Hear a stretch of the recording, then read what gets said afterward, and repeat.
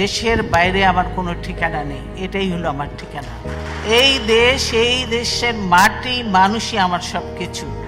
মঙ্গলবার 30শে ডিসেম্বর সকালে BNP chairperson ও 3বারের সাবেক প্রধানমন্ত্রী বেগম খালেদা জিয়া ইন্তেকাল করেছেন। সকাল 6টায় রাজধানীর এভারকেয়ার হাসপাতালে চিকিৎসাধীন অবস্থায় তার মৃত্যু হয়। এই খবরে সারা দেশে নেমে আসে শোকের ছায়া। রাজনীতির অঙ্গনের পাশাপাশি শোকাহত হয়ে পড়েছে ঢাকায় বিনোদন জগত। বেগম খালেদা জিয়ার প্রয়াণকে একটি যুগের অবসান হিসেবে দেখছেন শোবিজের তারকারা।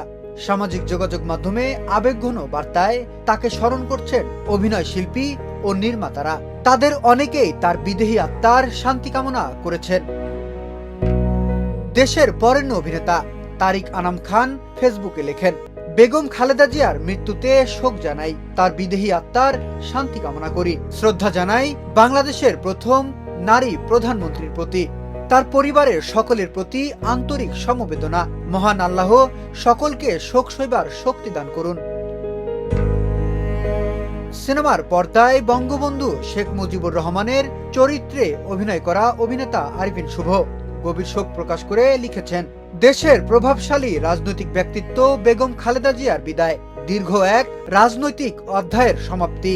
আল্লাহ তাকে উত্তম মর্যাদা দান করুন। চিত্রনায়িকা পরিমণি তার ফেসবুক পোস্টে আবেগঘন ভাষায় লেখেন, তিনি চলে গেলেন, তিনি সয়ে গেলেন, তিনি রয়ে গেলেন, তিনি এভাবেই থেকে গেলেন এই মানচিত্রে। বেগম খালেদা জিয়া, আপনি জিতে গেলেন আসলে।